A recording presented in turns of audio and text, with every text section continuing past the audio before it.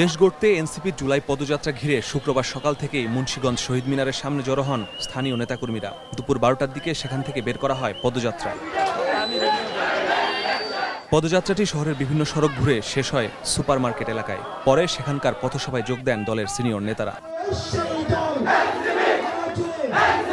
এনসিপিকে ঘিরে দেশবিরোধী ষড়যন্ত্র চলছে অভিযোগ তুলে নেতারা সবাইকে ঐক্যবদ্ধভাবে তা মোকাবিলার আহ্বান জানান। পাশাপাশি শেখ হাসিনা দ্রুত বিচারের দাবি জানান তারা। যারা দেশের বিভিন্ন জায়গায় গণহত্যা, সশস্ত্র হামলার পরিকল্পনা করছে, তাদের অচিরেই গ্রেফতার করে জুলাই সহযোদ্ধাদের নিরাপত্তা নিশ্চিত করতে হবে।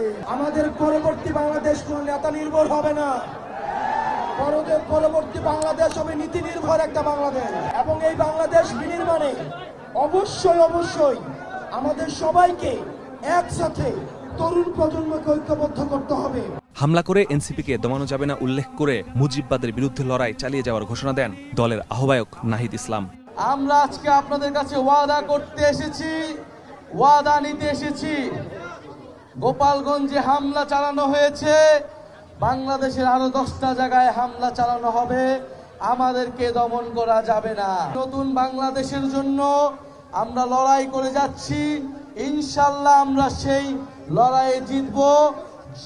আমাদের সাথে উপরওয়ালা রয়েছে, নিচে বাংলাদেশের জনগণ রয়েছে, আর রয়েছে মুন্সিগঞ্জের প্রতিবাদী জনগণ।